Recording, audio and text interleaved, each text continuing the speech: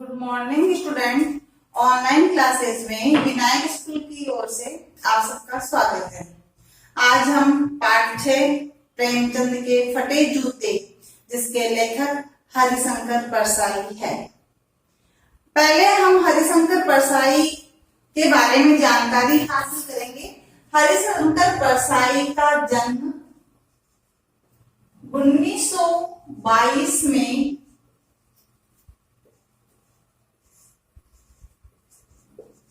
मध्य प्रदेश।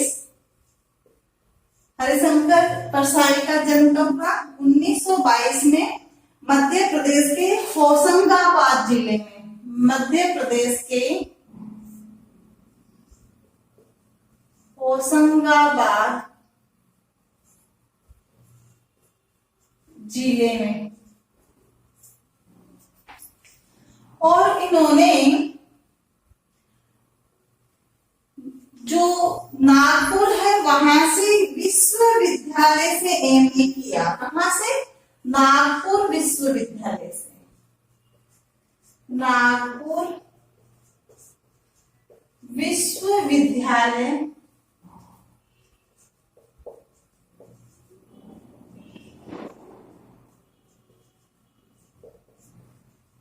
किया। 1947 में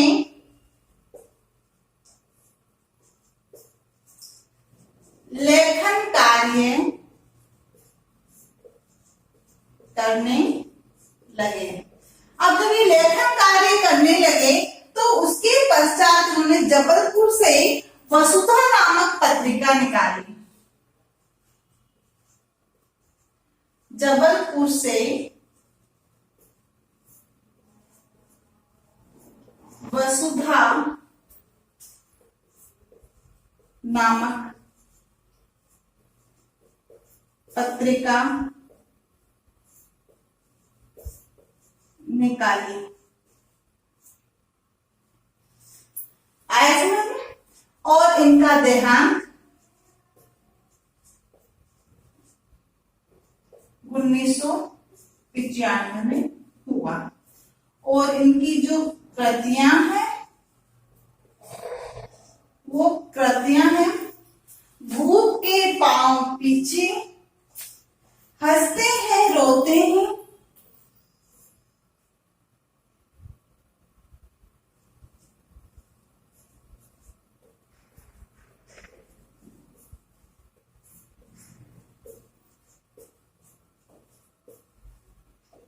क्या करते हैं? हंसते हैं और रोते हैं, भूत के पांव पीछे।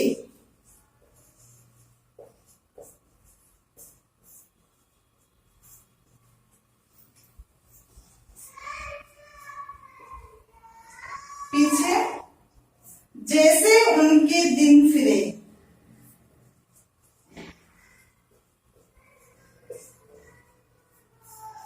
फिरे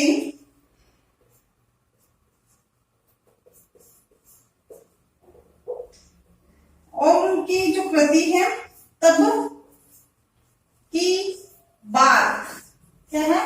तब की बात और थी।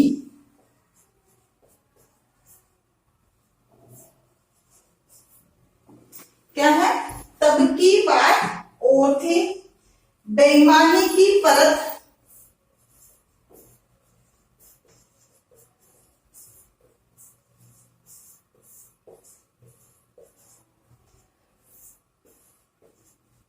पगडंडियों का रास्ता। काय का रास्ता? पगडंडियों का रास्ता या जमाना।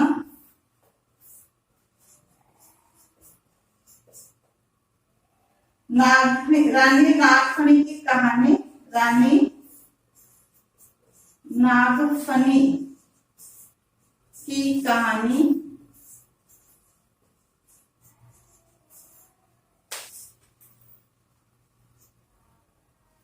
सदाचार का ताबीज।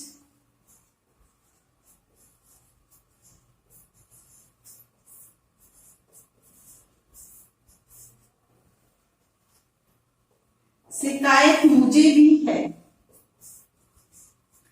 शिकायत मुझे भी है। ये इनकी कृतियां रही है। कौन कौन सी कृतियां हैं?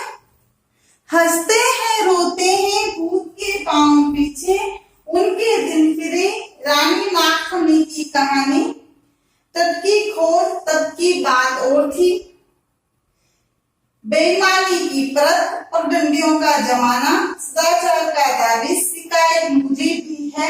इसके अलावा और अंत में वैष्णव की फिसलन, तिरछी रेखाएं, टूटता हुआ गणतंत्र आदि इनकी प्रमुख कहानियां है। ये प्रेमचंद के फटे जूते शीर्षक जो है निबंध में है। क्या है? लेखक हरिशंकर परसाई ने इसे निबंध में लिखा है। प्रेमचंद के सादगीपूर्ण व्यक्तित्व को इसमें उन्होंने जो है उस पर व्यंग्य किया है, उसे उभारा है। प्रेमचंद के सादगीपूर्ण व्यक्तित्व पर व्यंग्य किया गया है। इसमें प्रेमचंद अपनी पत्नी के साथ फोटो खिंचाता है। इस निबंध में क्या है? जब फोटो खिंचवाने के लिए जाते हैं तो स्टूडियो में जाते हैं और वहां जाकर स्टूडियो वाले से कहते हैं फोटो खींचो। तो स्टूडियो वाला देखता है कि फोटो खिंचाने व्यक्ति आया, उसके एकदम सादा जीवन है, गाल एकदम दबे हुए हैं, पतले दुबले हैं, कनपटियां उनकी दबी हुई है, जूते के जो बंद है वो बहुत ही अजीब तरीके से बंद किए हुए आगे पीछे करके, और जूता भी बाएं पांव का फटा है, उसमें से भी अंगुली निकली हुई है। तो वो सोचता है कि जब फोटो खिंचाने के लिए जब व्यक्ति आया है तो कम से कम उसे अच्छी तरह से तैयार होकर आना चाहिए। फिर फोटोग्राफर सोचता है कि हो सकता है इसके पास बदलने के लिए समय न हो, अन्य जो कोई पोशाक न हो। फिर वो ये भी सोचता है कि अगर फोटो खिंचाने की पोशाक ये है तो घर में पहनने की पोशाक कैसी होगी।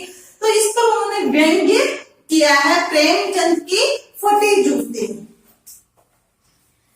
कल हमने एक पैरा पढ़ा था, उस पैरे को हम वापस से पढ़ते हुए इस पूरे लेसन को हम दोहरान के साथ पढ़ेंगे। प्रेमचंद का एक चित्र मेरे सामने है।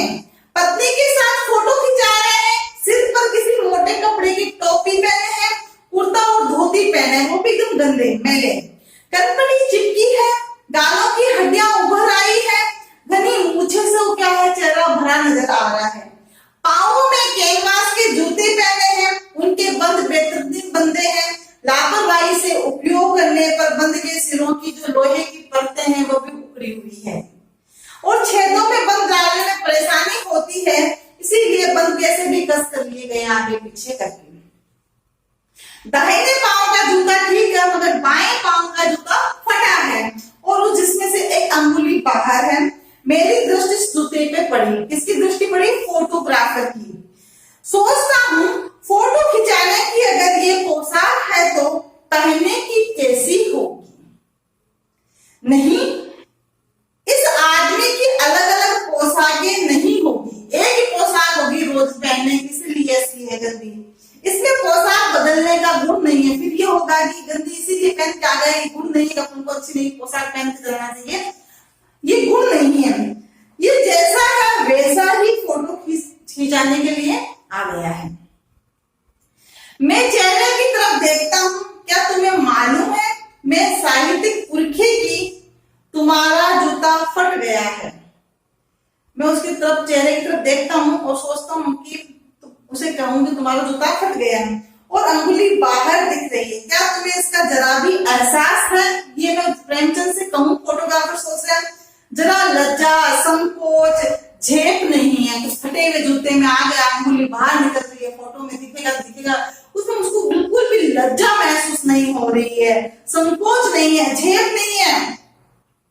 क्या तुम इतना भी नहीं जानते कि धोती को थोड़ा नीचे खींचकर अंगुली को ढक ले, फटे हुए जूते को ढक ले?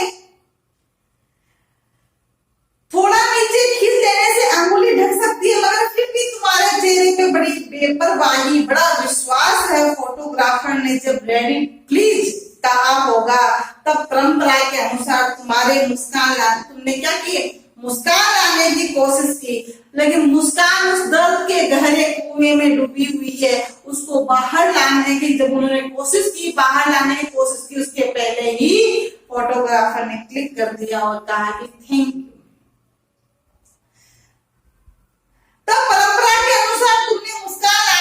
कोशिश की होगी, दर्द के गहरे कुएं के तल में कहीं पड़ी मुस्कान को धीरे धीरे खींच कर ऊपर निकाल रहे होंगे कि बीच में ही क्लिक करके फोटोग्राफर ने थैंक यू कह दिया होगा।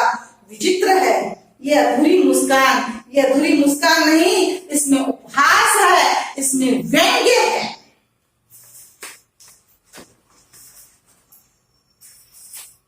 ये कैसा आदमी है प्रेमचंद कि फोटो खिंचाने भी गया, फटे जूते, मेले कुर्ते और बिल्कुल भी तैयार हुआ नहीं है। जो खुद तो फटे जूते पहने फोटो खिंचा रहा है पर किसी पर हंस भी रहा है। फोटो ही खिंचाना तो ठीक जूते पहन लेते, या जूते नहीं है तुम्हारे पास तो किसी से मांग कर ले आते। आजकल तो लोग फोटो खिंचवाने के लिए जूते ही क्या दूसरों की औरत को भी मांग कर लाते हैं, बेबी भी मांग लाते हैं। देखो इसमें अगले वाले पैरे में ये सारी बातें आएगी। फोटो ही खिंचाना था तो ठीक जूते पहन लेते या न खिंचाते। फोटो न खिंचाने से क्या बिगड़ता था? शायद पत्नी का आग्रह था या आग्रह रहा हो और तुम अच्छा चल भाई कहकर बैठ गए होंगे। मगर ये कितनी बड़ी ट्रेजेडी है कि आदमी के पास फोटो खिंचाने को भी जूता ना हो। मैं तुम्हारी ये फोटो देखते देखते तुम्हारे क्लेश को अपने भीतर महसूस करके मैं रो पड़ना चाहता हूँ, मगर तुम्हारी आंखों का यह तीखा दर्द भरा व्यंग्य मुझे एकदम रोक देता है। कि देखो कितनी बड़ी ट्रेजेडी है कि व्यक्ति के पास फोटो खिंचाने के लिए जूते ही नहीं है। तुम फोटो का महत्व नहीं समझते कि ऐसे फोटो खिंचाने आ गए, महत्व नहीं समझ रहे हो। समझते होते तो किसी से फोटो खिंचाने के लिए जूते मांग लेते। लोग तो मांग के कोर्ट से वर दिखाई करते हैं और मांगे की मोटर में बारात निकालते हैं। मांग कर क्या कर लेते हैं, गाड़ी वगैरह भी मांग कर जो है बारात निकाल लेते हैं। फोटो खिंचाने के लिए तो बीबी तक मांग ली जाती है, तुमसे जूते ही मांगते नहीं बने, किसी जूते ही नहीं मांग पाए आप। तुम फोटो का महत्व नहीं जानते, इसीलिए फटे जूतों में फोटो खिंचाने आ गए। लोगों को इत्र चौपड़ कर फोटो खिंचाने आते हैं, फोटो में से खुशबू आती हो, जिससे फोटो में खुशबू आ जाए गंदे से गंदे आदमी को कि फोटो भी खुशबू देती है। टोपी 8 आने में मिल जाती है, जूते उस जमाने में भी 5 रुपए से कम क्या मिलते होंगे। जूता हमेशा टोपी से कीमती रहा है। ये पंक्ति अंडरलाइन करें बेटे। टोपी 8 आने में मिल जाती है और जूते उस जमाने में भी 5 रुपए से कम क्या मिलते होंगे, लेकिन कीमत अगर उसकी ज्यादा है तो क्या हुआ, लेकिन व्यंग्य कसा गया इससे। जूता हमेशा टोपी से कीमती रहा है। अब तो जूते की कीमत और बढ़ गई है। एक जूते पे 2500 टोपियां न्यौछावर होती है। तुम भी जूते और टोपी के आनुपातिक मूल्य के मारे हुए थे। ये विडंबना मुझे इतनी तीव्रता से पहले कभी नहीं चुभी जितनी आज चुभ रही है, जब मैं तुम्हारा फटा जूता देख रहा हूँ। तुम महान कथाकार, उपन्यासकार, सम्राट, युग प्रवर्तक, जाने क्या क्या कहलाते हो, मगर फोटो में तुम्हारा जूता फटा हुआ है। जूता हमेशा टोपी से कीमती रहा है, ये व्यंग्य खींचा गया है। आपने देखा होगा कि कई दफे जो पूंजीपति वर्ग के चरणों में, जूतों में जो है श्रमिक है, कई दफे जो पुत्री जो है उसका पिता है, वह क्या करता है, अपनी लज्जा रखने के लिए अपनी टोपी को पूंजीपति वर्ग के चरणों में रख देता है। तो यहाँ पे जूते की कीमत क्या हुई, ज्यादा हुई टोपी से। तो ये व्यंग्य जो है कसा गया है यहाँ पे। तो प्रेमचंद तो जो है एक कथाकार है, उपन्यासकार है, सम्राट है, युग प्रवर्तक है, फिर भी फटे हुए जूते पहने हैं। मेरा जूता भी कोई अच्छा नहीं है, यूं ऊपर से अच्छा दिखता है, अंगुली बाहर नहीं निकलती, पर अंगूठे के नीचे तला फट गया है। अब फोटोग्राफर कह रहा है कि मेरा जूता भी इतना अच्छा नहीं है। हाँ, हालांकि ऊपर से अच्छा दिख रहा है, लेकिन अंगुली बाहर नहीं निकल रही, लेकिन तलवा जो है, जूते का नीचे तला जो होता है, वो तलवा फटा हुआ है। अंगूठा जमीन से घिसता है, किसे घिस रहा है, चलता तब जमीन से घिसता है, और पैनी मिट्टी पर कभी रगड़ कर खाकर लहूलुहान भी हो जाता है। कहीं जो खरदरी जमीन आती है, पत्थर आ जाए, तो वो अंगूठा उसे रगड़ खाकर क्या होता है, उससे खून भी आ जाते हैं, लहूलुहान भी हो जाता है। पूरा तला गिर जाएगा, जो है गिर जाएगा, घिस जाएगा, ऊपर पंजा छिल जाएगा, जो हमारा पंजा है वो भी छिल जाएगा, मगर अंगुली बाहर नहीं दिखेगी। तुम्हारी अंगुली दिख रही है फटे हुए जूते में से कम अपनी लज्जा तो रखनी चाहिए, इसका तो हमें संकोच का एहसास होना चाहिए कि पर पंजा नीचे घिस रहा है तो पर्दे का महत्व ही नहीं जानते, हम पर्दे पर कुर्बान हो रहे हैं। हमने तो केवल उस पे तलवार फटा है, पैर पे लग रही है, सब कुछ हो रहा है, लेकिन उस पे पर्दा डाल रखा है। लेकिन तुम तो उस पर्दे का महत्व नहीं जानते, तुम भी उस पे पर्दा डाल सकते थे, फटे हुए जूते को धोती से ढक सकते थे, अंगुली को ढक सकते थे, लेकिन तुम पर्दे का महत्व नहीं जानते। हम पर्दे पे कुर्बान, हम पर्दे के महत्व को जानते हैं, यानी ढकना जानते हैं। तुम फटा जूता बड़े ठाट से पहने हो, बड़े आराम से पहने, आराम से चल रहे हैं, फोटो खिंचा रहे हैं, ठाट से पहने हो। मैं ऐसा नहीं पहन सकता, फोटो तो जिंदगी भर इस तरह नहीं खिंचाऊं, चाहे कोई जीवनी बिना फोटो के ही छप जाए या छपते। तुम्हारी यह व्यंग्य मुस्कान मेरे हौसले पस्त कर देती है, क्या मतलब है इसका? ऐसी पोशाक पहनकर, ऐसे जूते पहनकर आप फोटो खिंचा रहे हैं, इसका क्या मतलब है? कौन सी मुस्कान है ये? दर्द भरी व्यंग्य कुएं से निकली जो दर्द की भरी हुई मुस्कान है, कैसी मुस्कान है? क्या होरी का गोदान हो गया है? क्या होरी का गोदान हो गया है? ये इस पे भी क्या खिंचा गया है? ये व्यंग्य खिंचा गया, होरी का गोदान दान में कर दिया गया क्या? इस तरह से हम देखते हैं कि प्रेमचंद का फटा जूता ये कहानी जो है, ये निबंध जो है हरिशंकर परसाई ने बड़ी ही व्यंग्यता के साथ इसको खींचा है और पूरा किया है। अब मैं आपको इसमें कुछ प्रश्न बताऊंगी और इसके शब्दार्थ जो है वो बताऊंगी, और इस निबंध को हम बाद में पूरा करेंगे। तो पहले तो बच्चों आपको जो है गृह कार्य में कल मैंने लेखक परिचय से प्रश्न दिए थे, आज इसमें आपको शब्दार्थ करने हैं। शब्दार्थ करने हैं, शब्दार्थ में तुम्हें बता देती हूँ। उपहास, उपहास का मतलब है खिल्ली करना या मजाक उड़ाना। उपहास का मतलब है खिल्ली करना या मजाक उड़ाना। आग्रह है, आग्रह का है कि बार बार निवेदन करना। आग्रह का मतलब क्या है? बार बार निवेदन करना। कलेश, कलेश का मतलब हर समय घर में कलेश रहता है, दुख होता है, लड़ाई झगड़ा, क्लेश, दुख होता है। तगादा यानी तकाजा। पनैया, पनैया यानी जो देसी जूती होती है ना, उसे कहते हैं देसी जूतियां। बिसरना, भूल जाना, बिसर यानी भूल जाना। नेम, ये इसके नेम नियम है, यानी नेम यानी नियम है। धर्म, ये इसका धर्म है, इसका कर्तव्य। धर्म का दूसरा क्या होगा? कर्तव्य। बंद, फीता, जो डोरी है उसको हम क्या कहते हैं? जूते की जो डोरी होती है, फीता जो है उसको हम कहते हैं बंद। बेतरतीब यानी अव्यवस्थित, आगे पीछे जैसे करके उन्होंने डोरी को डाल दिया और बंद कर दिया, है ना। ठाट, ठाट से एकदम खड़े हैं, शान से खड़े हैं, ये नहीं गंदे कपड़े पहने हैं, एकदम गाल चिपक रहे हैं, गटपटियां चिपक रही है, हड्डियां निकल रही है, फटे हुए जूते हैं, लेकिन फिर भी एकदम ठाट से खड़े हैं, ठाट इंसान से खड़े हैं। बरकरार यानी बचाकर। बरकरार का क्या होगा बेटे? बचाकर।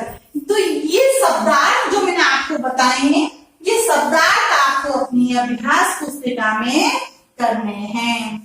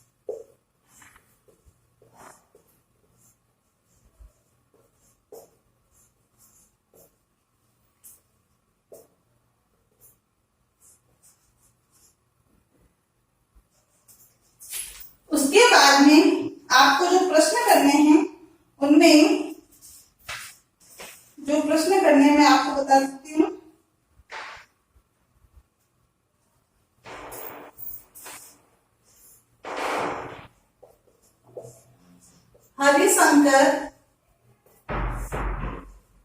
परसाई ने प्रेमचंद का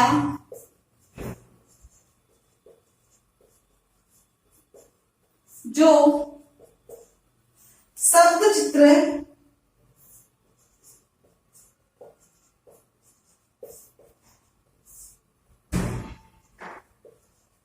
हमारे सामने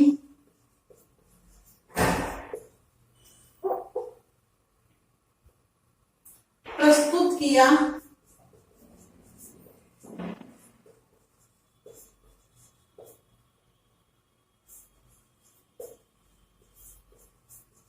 उससे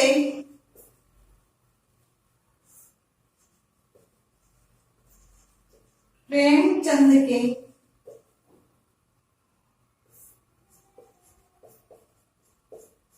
व्यक्तित्व की कौन सी विशेषता या कौन कौन सी विशेषताएं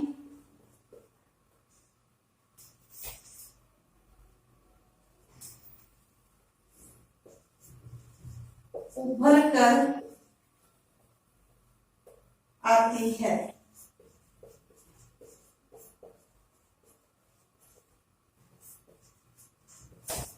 हरिशंकर परसाई ने प्रेमचंद का जो शब्द चित्र हमारे सामने खींचा है उसके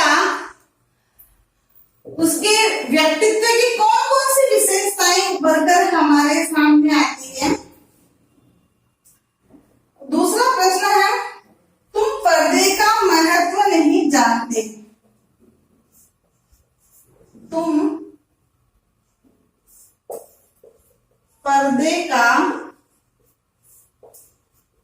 महत्व नहीं जानते।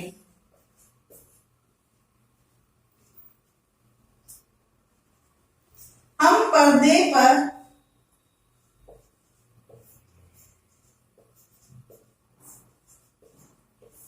कुर्बान है।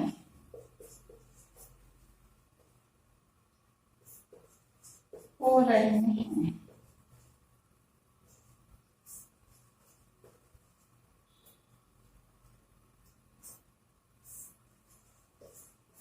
इस पंक्ति में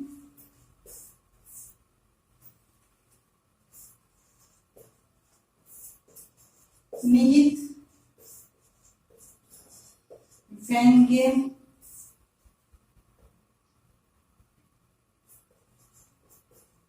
को स्पष्ट कीजिए।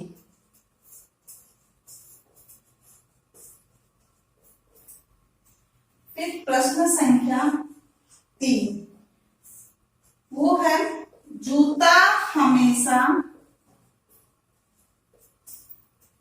टोपी से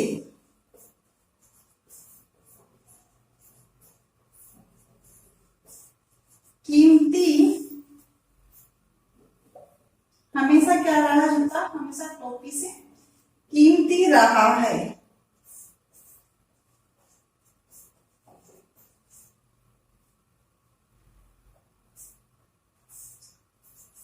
अब तो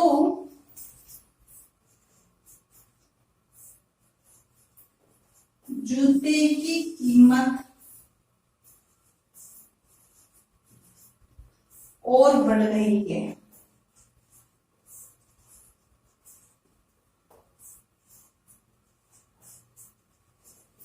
हमेशा जूता टोपी से कीमती रहा है और अब तो जूते की कीमत और बढ़ गई है। एक जूते पर 2500 टोपियां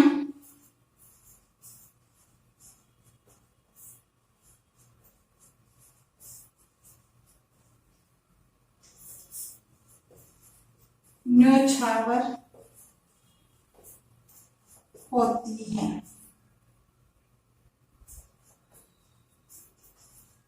स्पष्ट कीजिए। इस प्रकार से ये 3 प्रश्न जो है आपको अपनी अभ्यास पुस्तिका में करने हैं। उसके पश्चात